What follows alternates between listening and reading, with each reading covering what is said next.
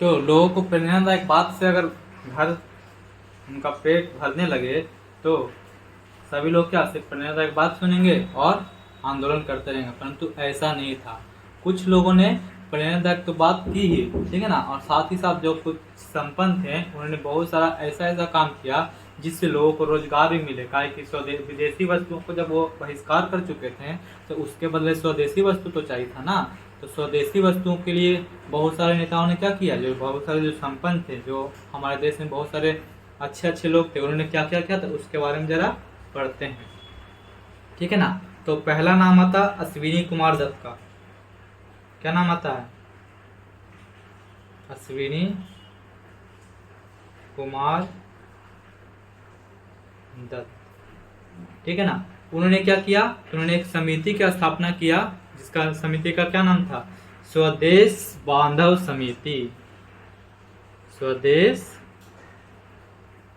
बांधव समिति, ये भी इसी के तहत स्थापित किया गया।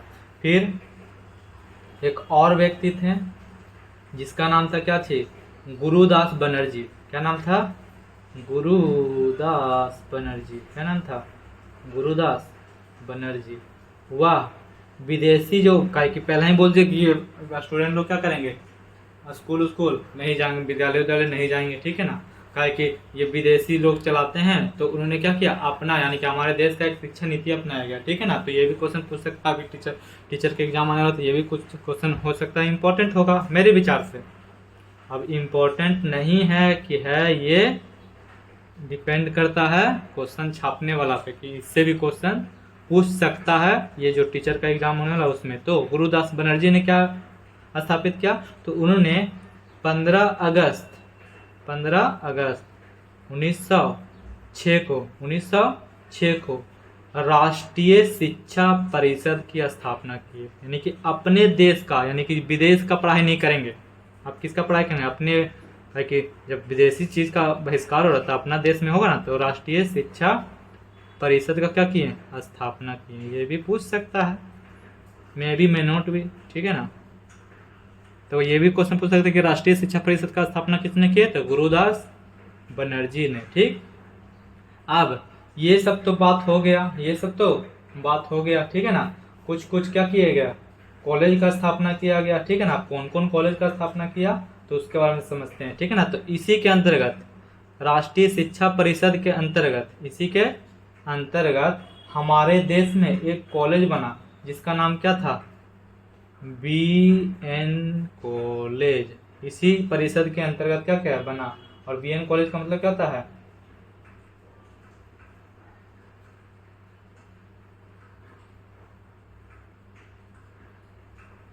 BN यानी कि BN बंगाल नेशनल कॉलेज, ठीक है ना। इसका स्थापना किया और इसका प्रिंसिपल कौन बने? इसका प्रिंसिपल बनाया गया किनको? इसका प्रिंसिपल बनाया गया अरविंद घोष को। किनको बनाया गया? अरविंद घोष को क्या किया? इनका प्रिंसिपल बनाया गया, ठीक। और एक और चीज का स्थापना किया गया, ठीक है ना। 1906 में फिर से एक चीज का स्थापना किया गया, कि ये राष्ट्रीय शिक्षा परिषद का स्थापना हो चुका था, तो BN कॉलेज का स्थापना किया। इसका प्रिंसिपल किसको बनाया गया था? अरविंद घोष को बनाया गया था। और राष्ट्रीय शिक्षा के अंतर्गत ही, ठीक है ना, यानी कि इसी परिषद के अंतर्गत ही 1906 में रविन्द्रनाथ टैगोर का भाई, इसका नाम क्या था? अरविंद्रनाथ टैगोर, ठीक है ना। अरविंद्रनाथ टैगोर, अरविंद नाथ टैगोर ने क्या चीज किया? टैगोर ने एक कमिटी बनाई, यानी कि क्या, एक स्थापना किया किसका? Indian society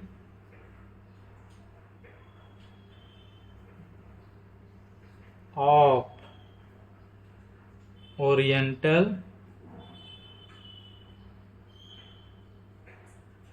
arts college. मतलब आर्ट्स के लिए क्या बनाया इन्होंने? कॉलेज बनाया। इसका नाम क्या था? Indian society of Indian oriental arts college. और इसमें ये भी क्वेश्चन अगर हो सकता है इंपॉर्टेंट होगा तो हम पूछ सकता है, ठीक है ना। इसी के अंतर्गत सबसे पहले छात्रवृत्ति प्राप्त करने वाले विद्यार्थी का नाम क्या था? सबसे पहले छात्रवृत्ति प्राप्त करने वाले विद्यार्थी कौन थे? तो उनका नाम था नंदलाल। क्या नाम था? नंदलाल कृष्ण जी का नाम है।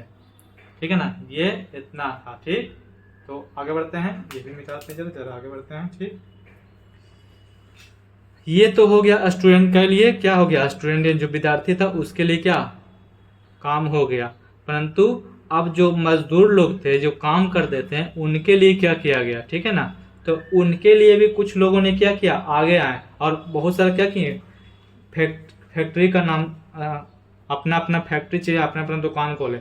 उसी में एक नाम आता है, कौन सी? आचार्य पीसी रॉय का। क्या नाम आता है? आचार्य। अगर कुछ वर्ड में प्रॉब्लम होगा तो माफ कीजिएगा। आचार्य क्या नाम थे? पीसी रॉय। उन्होंने क्या किया? उन्होंने बंगाल में, काहे कि अब मजदूर लोगों को भी कुछ चाहिए ना, बंगाल में किसका स्थापना किया?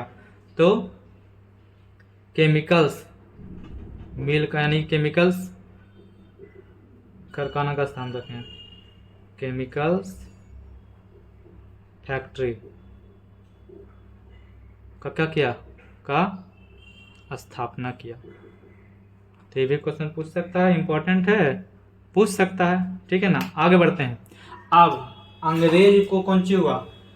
अंग्रेज को देख रहते हैं कि इस आंदोलन में, स्वदेशी और बहिष्कार आंदोलन में सबसे ज्यादा पार्टिसिपेट स्टूडेंट लोग कर रहे हैं। वह अपना पढ़ाई लिखाई छोड़ छोड़ करके क्या कर रहे हैं? पार्टिसिपेट कर रहे हैं। तो अब ब्रिटिश सरकार में क्या हुआ कि अगर इसी टाइप से अगर बढ़ते चल गया तो कुछ समय के बाद हमें क्या करना पड़ेगा? भारत छोड़ना पड़ेगा। हालांकि ये चाहते नहीं थे भारत छोड़ना, ठीक है ना, तो इसीलिए ब्रिटिश सरकार क्या की है, अब अपना चाल चलती है। काहे कि वो चाल चलने में माहिर थे, तो वो अपना चाल चलती है। अब क्या चाल चलती है उसको जरा चर्चा करते हैं। तो ब्रिटिश सरकार क्या करती है? तो ब्रिटिश सरकार 22 अक्टूबर 1905 को, 22 अक्टूबर 1900, ये भी इंपॉर्टेंट है, ठीक है ना, 22 अक्टूबर 1905 को, उस समय जो बंगाल का जो सचिव थे, बंगाल का सचिव कौन थे? का मुख्य सचिव का नाम क्या था? मुख्य सचिव का नाम था R.W. क्लाइव। R.W.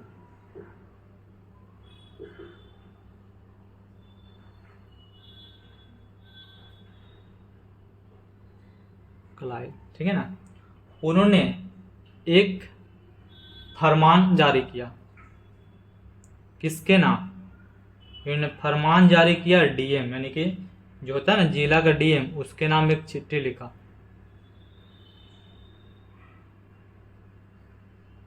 जिलों के डीएम को क्या लिखा? चिट्ठी लिखा। और चिट्ठी में स्पष्ट शब्दों में कहा, क्या कहा? कि ये जो चिट्ठी मैं आपको लिख रहा हूं, सुनो डीएम, मैं R.W. क्लाइव बोल रहा हूं, ठीक है ना, ये जो हम चिट्ठी लिख रहे हैं वह तुम सबको चुनौती दे रहे हैं, ठीक है ना, कि अगर ये जो भारतीय लोग जो आंदोलन कर रहे हैं वह आंदोलन अगर तुम सबको नहीं शांत किए, तुम सब अगर नहीं शांत किए, तब हम तुम सब पर एक्शन लेंगे। अब डीएम लोग क्या हुआ, तत्परता के साथ, वो जो डीएम लोग था, हर जिला का डीएम, वह अब देखा कि सबसे पहले ये खोजा कि इसका सबसे ज्यादा इसमें कौन पार्टिसिपेट कर रहा, तो सबसे ज्यादा पार्टिसिपेट कर रहा विद्यार्थी लोग, ठीक है ना। तो उन्होंने बोला कि सुनो, अब हम जितना जितना सब विद्यार्थी लोग है ना, वो कोई ना कोई कॉलेज में पढ़ते होंगे, क्या कि बहिष्कार कर थे कॉलेज को। तो अब कॉलेज के प्रिंसिपल को डीएम ने क्या किया, चिट्ठी लिखा, और वो चिट्ठी पर किसका सिग्नेचर था? वो चिट्ठी पर R.W. क्लाइव का सिग्नेचर था, ठीक है ना। तो जिला के डीएम ने किस पे, हर एक कॉलेज के प्रिंसिपल के पास पहले ये जो किसके पास लिखा, जिला के डीएम के पास। अब जिला डीएम किसके पास लिखेगा, कॉलेज के प्रिंसिपल के पास। अब क्या लिखा चिट्ठी में, तो बोला क्या लिखा, तो सुनो प्रिंसिपल, सुनने में आ रहा है कि तुम्हारे स्कूल में विद्यार्थी लोग नहीं आ रहे हैं। वो देखने में आया है कि वो सब विद्यार्थी लोग तुम्हारे स्कूल में ना आकर के जो अभी स्वदेशी और बहिष्कार आंदोलन चल रहा है उसमें बढ़ चढ़ कर भाग ले रहे हैं। अगर यही कंडीशन रहा तो मैं तुम्हारे कॉलेज को आर्थिक सहायता प्रदान नहीं करूंगा। फिर तुम समझना कि तुम कॉलेज चलाओगे और तुम कैसे अपना भरण पोषण करेगा।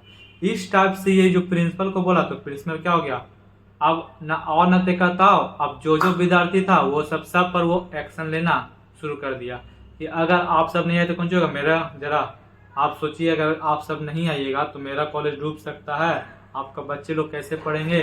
तो अंततः ये सब काम हुआ। तो ये डीएम ने कॉलेज के प्रिंसिपल के पास क्या लिखा, तो बोला कि अगर तुम्हारे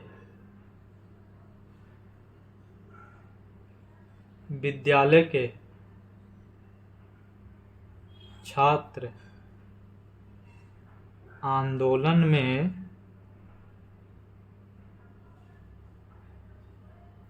भाग लेते हैं तो तुम्हारे विद्यालय का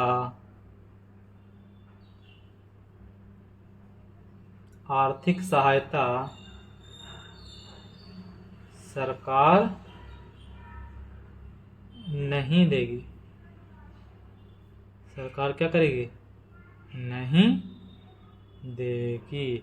और इसी आदेश यानी कि जो आदेश था, ये वाला बात था, ये लिख करके एक स्टाम्प पेपर पर लिख करके उस पर किसका साइन था, तो उस पर साइन था, सिग्नेचर किसका था, हस्ताक्षर था इस पर किसका, RW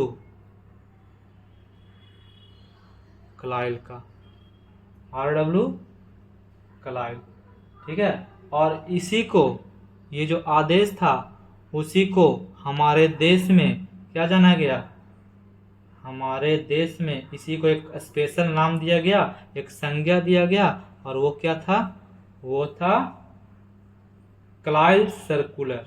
क्या नाम गया, क्लाइल सर्कुलर, इसी ऑर्डर का था, ठीक। तो ये क्लाइल सर्कुलर भी हो गया। तो स्वदेशी आंदोलन में जितना कुछ था मेरे तरफ से, यानी कि जितना कुछ मैंने पढ़ा था वो सब आपको बता दिया। आशा करते हैं इससे कोई क्वेश्चन नहीं छूटेगा। यही आशा के साथ मेरा एक ही बात कहना है कि अगर वीडियो में कुछ भी बुरा नहीं सुना है तो कमेंट बॉक्स में लिख सकते हैं। और साथ ही साथ आप सबसे एक ही हाथ जोड़ करके विनती है कि आप सब एक मंथ में एक पौधा अवश्य लगाएं और उसका सेवा करें, क्योंकि अभी बरसात का मौसम है तो कोई पौधा लग सकता है, ठीक। तो एक पौधा जरूर लगाएं जिससे आने वाला भविष्य में हमारे पीढ़ी भी जान सके कि अभी जो वसुंधरा था वो कितना सुंदर था। क्योंकि आने वाला पीढ़ी को ये सब हो सकता है पेड़ भी सिर्फ मोबाइल के से स्क्रीन में ही दिखाई दे, ठीक। जैसे कि आजकल है ना, बहुत सारा पंछी लोग भी क्या हो चुका है, विलुप्त हो चुका है। वो सब सिर्फ लोगों को दिखाने के लिए क्या करता, फोटो में ही दिखता, वास्तविक रूप से वो सब नहीं होता है। तो हाथ जोड़ के विनती है कि आप सब एक पेड़ जरूर लगाएं, और जो नहीं सुना है वो कमेंट बॉक्स में लिखें। जय हिंद।